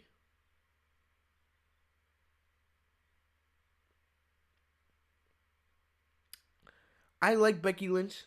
I used to love her a lot more, a couple years back. But the last year, if you guys have been watching this podcast, if you guys have been watching any videos I've been making, I wish Becky would have lost. I felt like it would have been a much better storyline, and it would have made things much more unpredictable. Because you had Charlotte Flair win the Rumble. Having Asuka win the Raw Women's Championship, that gets her the advantage over Becky, right? It makes Becky, the chaser, because I feel like Becky was at her best when she was chasing after titles. Ever since she's become champion, yes, she's had her moments, but Becky was way more entertaining, and Becky was way more at her best back when she was chasing after titles, when she was chasing Ronda Rousey, when she was chasing Charlotte or Carmella, when she was chasing Asuka. You know what I mean? But still, Becky's title reign has been very disappointing. She's been Raw Women's Champion now for 10 months. She's the longest reigning Raw Women's Champion of all time. But the bright spots she's had as Raw Women's Champion was her 2-month feud with Sasha, when Sasha first came back in the summer, and this feud with Asuka. Outside of that, her reign has been very, very disappointing. And I don't care about what anybody says. That is fact. Her matches with Lacey sucked. Her matches with Natalya sucked. Shayna and Bayley at Survivor Series was disappointing. She didn't defend the title for over 2 months. But none of y'all said this because you love Becky. But still, as much as I do like Becky, I'm not going to sit here and bullshit you guys. Becky didn't defend the title for 2 months. And it made the title look less important. Yes, and now they're slowly building her back up with this Asuka story, and it was great. But outside of the 3 months, right? Only 3 months of her reign has been actually credible. I feel like if Sasha was champion, Sasha would be able to lift up the division against anybody. I just feel like Becky just doesn't have it. Becky is way better in the chaser role. If Sasha had been Raw Women's Champion for as long as Becky had, I feel like the Raw Women's Champion would probably be the most important championship in WWE. Because Sasha has that factor. I can say the same thing about names like Rhea Ripley, Asuka, Ember Moon. They have that it factor. Shayna Baszler. They know how to make championships important. Becky, honestly, she's been very disappointing as Raw Women's Champion. Very disappointing. And part of that is on WWE Creative, and that part of that is also on her. Alright? Because Becky has a role in all this. She grew complacent. It wasn't until the end of the year when Becky finally realized how complacent she was at Raw Women's Champion. Only 3 out of the 10 months she's been Raw Women's Champion has felt important. The 2 months she had with Sasha and the last month she's had with Asuka. Outside of that, she's been a very disappointing Raw Women's Champion. But y'all won't say that because y'all love Becky. Oh yes, she's the greatest Women's Champion of all time. Get out of here with that nonsense. If Sasha had the title for as long as Becky had it, you guys would be sitting here saying Becky. You guys would not be sitting here saying the stuff you're saying about Becky. You guys would be saying that Sasha was the greatest Women's Champion of all time. Y'all would probably be saying that the Women's Championship is as important, if not more important, than the Universal and the WWE Championship. But that's my opinion, because I believe Sasha Banks is that good. And hopefully, if WWE finally gives her the opportunity at WrestleMania to defeat Bayley and become SmackDown Women's Champion and finally have a title reign, you guys will see what I've been saying for the last 4 freaking years. Alright? I don't know what happens with, Becky now. I have no idea what they do with Becky now. Alright? I don't. Because now with Charlotte winning the Women's Royal Rumble, everything's all clustered up. Does Shayna Baszler get involved? Does Ronda Rousey come back? I honestly don't know. And I'm not excited. I'm honestly not excited. Shayna would have been the perfect opponent for Becky after Asuka. It would have gave her the momentum she needed, and it would make the Raw Women's Champion feel important again. But now I don't know. I don't know what's going to happen. Hopefully tomorrow night on Raw we get an idea of what's the plan going forward. We still have over 2 months till WrestleMania. But I am very worried about the Raw Women's Championship, situation. I'm not as worried about SmackDown because we have Sasha over there. As long as Sasha is cleared and she gets healthy and we figure out what's going on with her, SmackDown will be fine. But I'm very concerned about the Raw Women's Championship situation as of right now. Moving on into the last thing of the night, man. This is definitely one of our longest podcasts. We're entering into over an hour and a half. By the time we're done, we could be close to 2 hours. Depends on how long it takes for us to get through the Men's Royal Rumble. But they teased it. Brock Lesnar. Oh my gosh, is Brock Lesnar a beast? For years, Me specifically, I've been sitting bitching and moaning about how Brock Lesnar takes away opportunities for other WWE superstars when he has these long stints away from WWE. But I gotta give credit where credit is due. When Brock Lesnar is serious, when he cares, Lesnar proved tonight that honestly, for him when he's gone from WWE for 2-3 months, it's justified. And as much as it hurts, Monday Night Raw, as much as it hurts the division, right? Brock Lesnar is justified. Lesnar kicked ass tonight. Lesnar was absolutely spectacular tonight. And it also tonight was a burial of about 80% of your main roster. But it also showed the fact that nobody's deserving of facing Lesnar. Lesnar has beaten almost everybody. He's beaten the Styles. He's beaten Roman. He's beaten Rollins. Ambrose isn't there anymore. Most of the big matches you could do with Lesnar, you've already done. Now people want to see Lesnar go up against NXT guys, like Keith Lee. Why do you think that Keith Lee and Lesnar interaction tonight was so freaking awesome? You know what I mean? Why do you think we want to have Lesnar versus Matt Riddle? And speaking on Matt Riddle, there was a report that Lesnar and Matt Riddle actually had a backstage altercation earlier on tonight. That Lesnar and Riddle were passing each other in the hallways. And you guys know, Riddle's known for mouthing out to some of these big-time WWE superstars. Remember, Riddle was feuding with Goldberg last year, all right? But it seems like Riddle was mouthing up at Lesnar, and Lesnar was trying to, tell Riddle that he ain't shit and all this other stuff. I love it when Lesnar's serious. But still, Sleeping Angels. If it's Charlotte versus Bayley, I'm not watching WrestleMania. No. I will not watch that match at all. I will be pissed. But, hearing about that backstage altercation, thought, hey, it could be a setup for potentially Lesnar versus Riddle because we all want to see that. And there's not really anybody on the main roster that's really deserving of a match with Brock Lesnar outside of maybe an Aleister Black or a Kevin Owens or Samoa Joe or Drew McIntyre. Outside of that, we've seen Lesnar beat everybody. And the thing that's crazy is Lesnar's beaten everybody, and he's not even there half the time. Thing is, Lesnar proved why he deserves to take 2 or 3 months off. He proved that tonight. He absolutely dominated the first half of the Royal Rumble. He eliminated 13 straight men. 13! Oh my goodness. A lot of people, I was hoping Matt Riddle would be number 2, but he wasn't. It was Elias, and I knew where they were going the second Elias came out. Poor Elias, he came out and sang his song.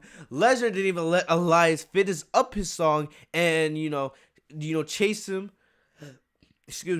around the ring and eliminated him easily.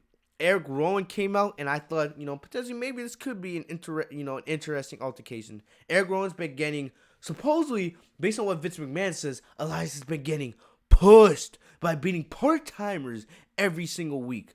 I mean, not Elias. Rowan's been getting pushed by beating these part-timers every single week. Get the hell out of here with that nonsense. For real. Get out of here with that nonsense. We still have no idea what the hell is in that cage. But Lesnar clotheslined Eric Rowan, and he's gone in 8 seconds. Robert Roode came out, and there's nothing to mention here. Lesnar legit threw Robert Roode out of the match. Then we had John Morrison come out, and then Lesnar absolutely beast. I hated this for John Morrison, and I'll say this. John Morrison, this is when he should have returned. He returned a couple weeks ago on SmackDown in one of the most uncreative ways possible, but they should have had him return for the Royal Rumble tonight, even though it wouldn't have not mattered, because he was only in the Rumble match for about, 10 to 15 seconds. Lesnar hit him with an overhead suplex and absolutely threw Morrison outside the ring. That actually looked like it hurt, all right?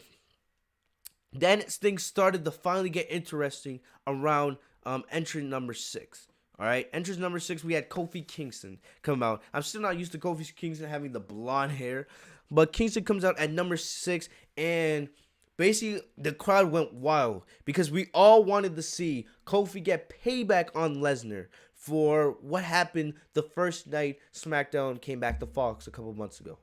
when Lesnar beat Kofi in 7 seconds. And Kofi actually got a good amount of offense in, and he was actually able to survive. He was actually able to survive on the wrath of Lesnar for a little bit. Rey Mysterio comes out at number 7, and I liked what they did here because Rey Mysterio and Kofi Kingston had, they both had rivalries with Lesnar at the end of last year. Rey Mysterio, you guys remember that was a fantastic match they had at Survivor Series with Dominic and everything else that happened. But it made sense. It was ironic and it made sense. Then Big E comes out, and now it looks like a 3-on-1. So now it's seeing, Legend's getting a little bit tired because he's been out there since the beginning of the match. And, Big E is in there. He has a little bit of power. So it looks like they're going to start getting up on Lesnar. And it looks like, potentially we get to see Lesnar.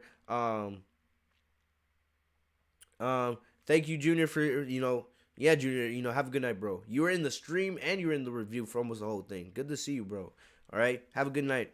But basically, the 3-on-1 team up didn't last long because Lesnar broke out of it. Then he threw Mysterio outside the ring. Then he clotheslined Big E, and then he hit Kingston with an F5. And it was not a normal F5. He legit F5'd Kofi out of the ring. So Kofi did not get any big Royal Rumble save moment this year. So sorry guys, no special Royal Rumble moment for Kofi this year. They gave that to Naomi. Cesaro entered at number 9. You guys know I love Cesaro a lot, but we knew he wasn't lasting long. He did a bunch of uppercuts, and then he got eliminated quickly. Then Lesnar's former tag team partner, Shelton Benjamin, he was actually Lesnar's roommate at the University of Minnesota, came out at number 10, and, Benjamin comes out, he's talking up, he's having a good time with Paul Heyman, and actually Lesnar and Benjamin, they had a good interaction for a couple seconds there. Lesnar actually teased teaming up with Shelton Benjamin for a couple seconds, so saying that these two would team up and take everybody out of the Rumble match. That was short-lived as out of nowhere, Lesnar attacks Benjamin, not surprised, and clotheslines Benjamin out of the ring. And this whole time, I'm going crazy with every single I'm getting, I'm going crazy on my live stream because I'm just like, they're burying the main roster. WWE's legit burying their main roster, the Lesnar. The first half of the Royal Rumble match, all those superstars were legit buried. Shinsuke Nakamura came out. Yeah, I love Shinsuke. He was a huge star back in NXT, and he deserves better. He gets buried in a matter of seconds. Sami Zayn didn't even come out to the ring with Shinsuke. He came out to the entranceway and went backstage because he knew what was going to happen to Nakamura. And it kind of hurt me. Out of all of the eliminations that happened in the first half of this match, Nakamura's legit hurt me. Because Nakamura deserves so much better. I don't even understand how Nakamura is still with this company. But then at number 12, we had MVP. MVP came back. I was so happy about this. I didn't even know he was coming back. I didn't. I thought he was still with Impact. But I love MVP has one of my favorite themes of all time. I'm coming. Nobody stop me. Nobody to hold me. I'm coming. But the thing is, MVP's returned to WWE, and he got a massive pop. One of the loudest pops of the night. But MVP comes out, and he got eliminated quickly by Brock Lesnar. But then, new NXT North American champion Keith Lee came out at lucky number 13, and this was absolutely amazing. Lesnar was super surprised. You could tell Brock Lesnar doesn't watch NXT because you could legit hear Lesnar saying, "Who is this motherfucker?" That's legit what Lesnar said. So that confirms that Lesnar does not give a damn about NXT. He had no idea who Keith Lee was, but these two had an amazing interaction. I got hyped. I got really hyped seeing this, and I knew Keith Lee had no chance, but Lee actually got a couple moves on Lesnar. Then Strowman comes out at number 14, and you can see the big man. We got 3 big men in the ring: Lesnar, Strowman, and Keith Lee. All right, so... But as Strowman and Lee, they're trying to take advantage of Lesnar. Lesnar saw this. Strowman and Keith Lee were fighting on the ring apron, and out of nowhere, Lesnar eliminates both Keith Lee and Strowman in a massive show of strength. And this is when I was like, I'm done. I'm done. I was absolutely done once Lesnar eliminated Lee and Strowman. I was like, Lesnar has my respect. If Lesnar doesn't even defend the title at WrestleMania, I wouldn't hold him against him. Because legit, Lesnar is that much of a beast. He's a beast. All right? Ricochet came out at number 15. You guys remember, Ricochet was buried to Lesnar at he was absolutely fed to Lesnar on Monday Night Raw last Monday. It was great. I was like, is Ricochet, does he have any sort of plan to, get payback on Lesnar?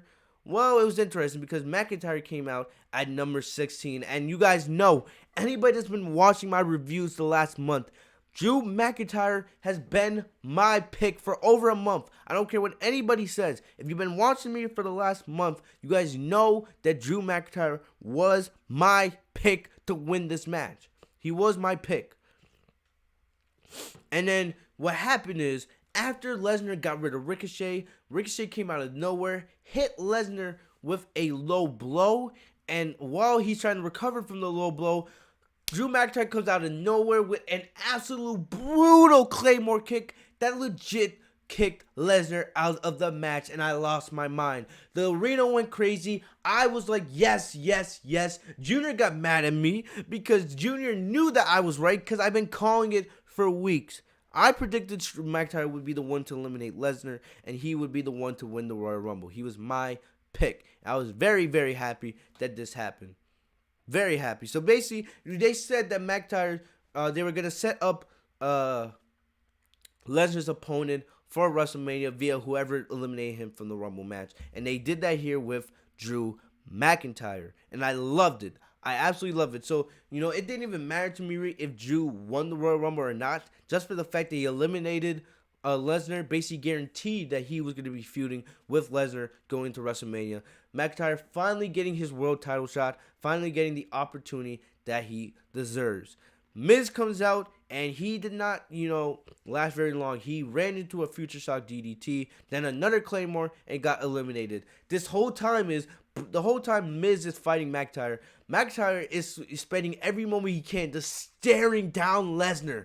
Absolute badass. Staring down Lesnar, being like, yeah, I'm coming for you, bitch. I'm coming for that WWE Championship. I absolutely love it. All right, Charlotte the GOAT.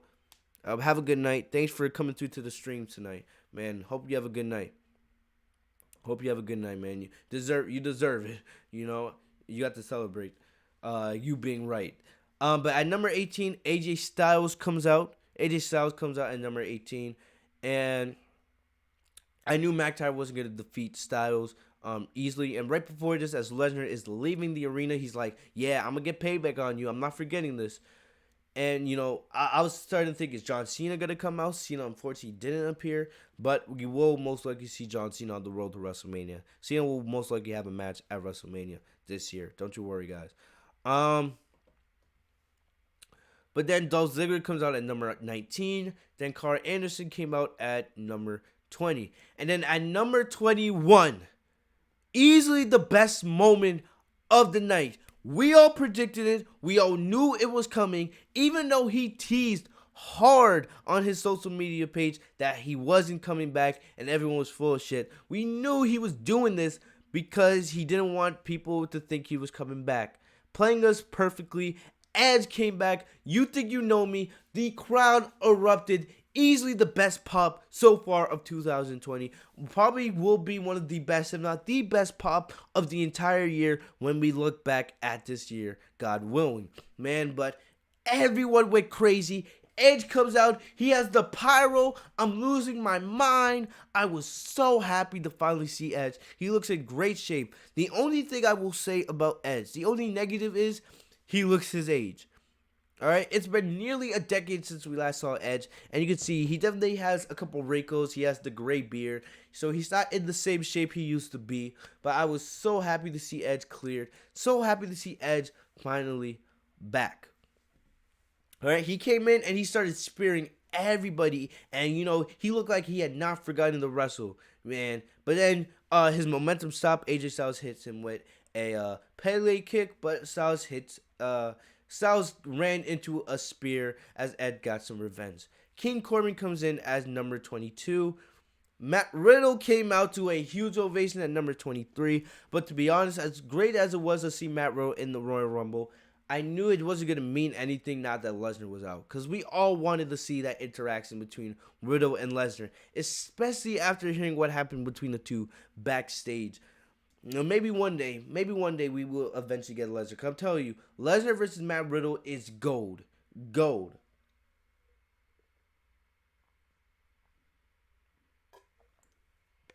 Absolute gold. Um... Then, of course, they had King Corbin eliminate Matt Riddle. He wasn't in there long, which kind of disappointed me. But it is what it is. Then Big Luke Gallows comes in at number 24. AJ Styles had already been eliminated. You know, I was surprised Styles, got eliminated so early. But still, Gallows and Anderson were in there for a little bit. But then Randy Orton came out at number 25 after Edge took a Magic Killer. And I knew Orton was going to come in after the Magic Killer because he's been feuding with Styles in the OC. Plus, with Edge, I already know if Edge is back part-time or full-time, however long he's back, I know for a fact that they're going to pair Edge and Orton together again. Bring back Rated RKO. I absolutely love it. I can definitely see us going to WrestleMania. They can have AJ Styles in the OC go up against Edge and Orton and maybe somebody else.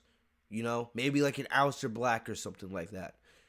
I would not mind that going to WrestleMania. I really wouldn't. Because, if Edge is actually back full-time, he's definitely going to have some kind of big-time match. Not a championship match, but he's going to have an important match at WrestleMania. All right? Orton comes out. He hits RKOs on everybody, then joins Edge as they eliminate the OC. Roman Reigns comes out, and Roman Reigns actually got booed because everyone knew. I tweeted this. I said this on the stream. The Roman agenda is back. Because I thought they were going to have Roman, eliminate Edge and all this other stuff, which we'll talk about in a little bit. Roman Reigns gets rid of Ziggler. Then he sets his sight on McIntyre. These two go out each other. Then Kevin Owens comes out at number 27. Aleister Black comes out at number 28. Aleister Black hit McIntyre with a beautiful black mask. Samoa Joe came at number 29. And after that, I could legit predict. If you notice, they saved all of Monday Night Raw's superstars for the end of the match. Most of SmackDown's talent came out in the middle of the match. Roman Reigns was legit the only big star of SmackDown. If you can't tell that Monday Night Raw has a much better roster than SmackDown after tonight's match, legit, the rest of the end of the Rumble match, the last, 7 out of the last 8 competitors in that match were all Raw superstars. Kevin Owens, Samoa Joe, Seth Rollins, which we'll talk about in just a sec, Orton, Drew McIntyre, Aleister Black, Edge, because I think Edge is most likely going to be on Monday Night Raw. And, Roman was like the only SmackDown superstar. It sucks, because SmackDown needs more main event talent. There's a bunch of babyfaces on Raw, and SmackDown needs babyfaces. Luckily we get this, hopefully, SmackDown can survive till we have the WWE draft after WrestleMania. Because right now, the imbalance between Raw and SmackDown is huge, especially when it comes to the main event scene. But, the Monday Night Messiah comes out at number 30, and I hated this because I knew he was coming out at number 30, but they made Seth look like such a pussy. They made him look like such a wimp. Man, he came out with his goons, his minions, Murphy and AOP, and I knew what they were going to do. Any chance they had to eliminate Seth, they were going to have his goons save him. They were crowding the ring as Seth goes to town. Actually, Joe and Kevin Owens go after AOP and Buddy Murphy. But still, it was like 4-on-2, and Seth Rollins and his group get the advantage. And then actually that, AOP and Buddy Murphy, they pull everybody outside of the ring, and they start unloading on them. And basically, Reigns got hit with a curb stomp by his former brother. And basically, at the end, as Kevin Owens and Samoa Joe both tried to basically they did eliminate Rollins, but then he got saved by Buddy Murphy and AOP like at least 2 or 3 times. But then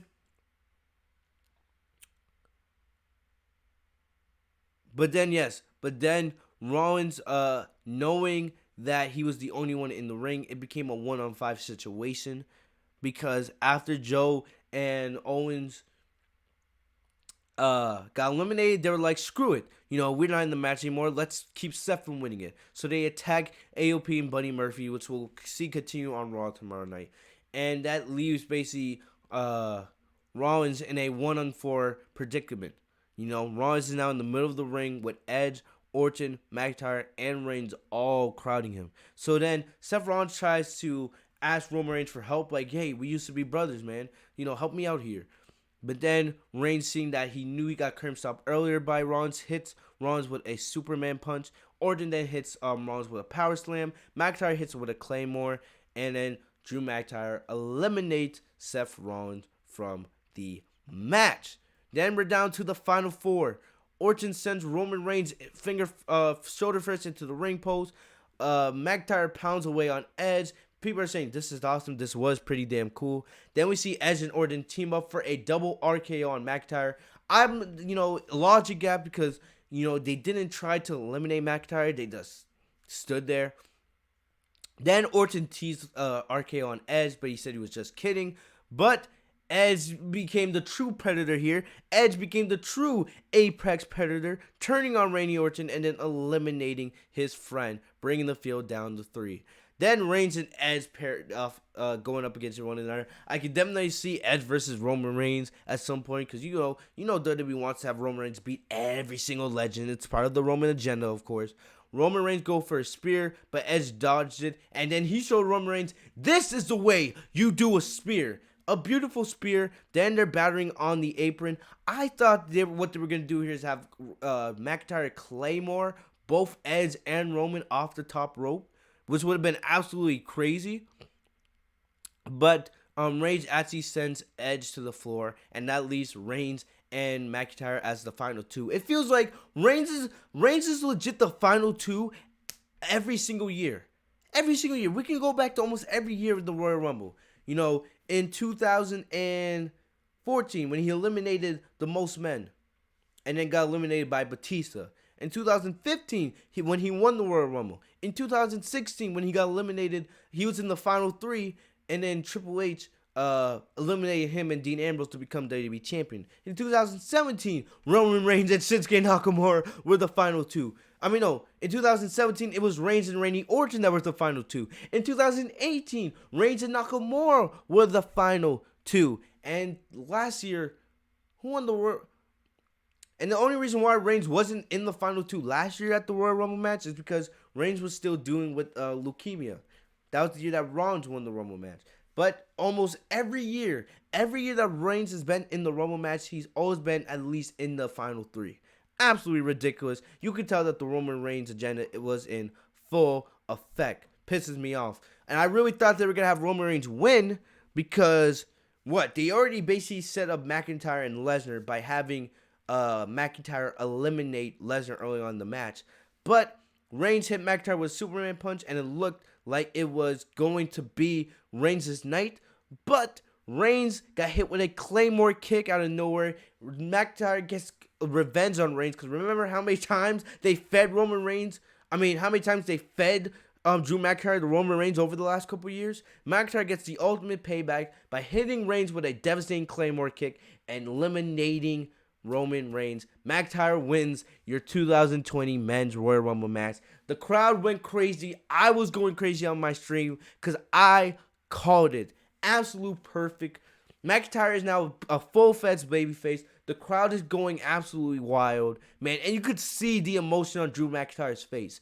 Finally, he's getting his moment. Years ago, McIntyre was a part of 3MB. He had so much talent. And then he was just a jobber. And then eventually he got released by WWE. Then he got big, he bulked up, made a bigger name for himself, came back to NXT, became NXT champion, came to the main roster, and even though the last 2 years he has not been built up properly. He's not been booked properly at all. Didn't have one title opportunity in the last 2 years. But finally, McIntyre is going to get his moment. He wins the Royal Rumble. You know, McIntyre versus The Fiend would be great. And I would not be against us getting Drew McIntyre versus The Fiend. But we all know they're going for The Fiend versus Brock Lesnar. McIntyre's going to main event WrestleMania with Lesnar. And I cannot wait. I think it's going to be absolutely spectacular. I am so happy for Drew McIntyre. I called it, and I'm so happy for McIntyre. He deserves it. He deserves it. No one else. It's going to be interesting to see how we get from now all the way to WrestleMania, since WrestleMania is not till April. But the thing is, WrestleMania is only 9 weeks away. This is going to be a fast 9 weeks. All right? We'll be in WrestleMania before we know it. WrestleMania is legit the first week of April. So, the road to WrestleMania has officially begun. Drew McIntyre wins the Men's Royal Rumble. Even though I'm unhappy, Charlotte won the Rumble match. The Men's Royal Rumble match was absolutely awesome. The Women's Rumble match was pretty great until Charlotte won. I'm still disappointed we didn't get to see Sasha.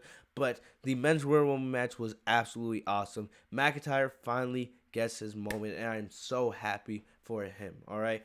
But that's about it, guys.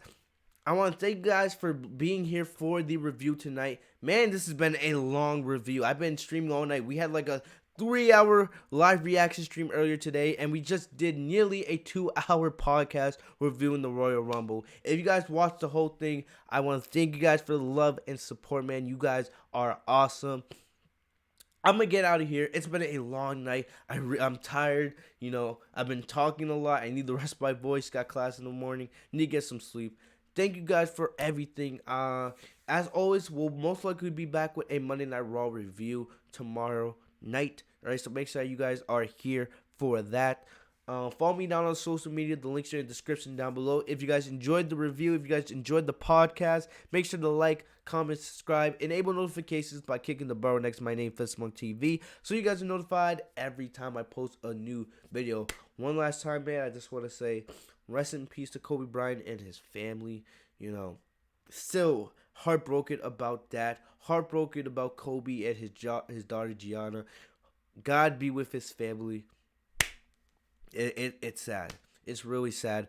I just hope their souls were right with God. And one day, if we are all in heaven, we get to see Kobe once again. Thank you guys for everything. I'll see you guys later. Have a great night, guys. Peace.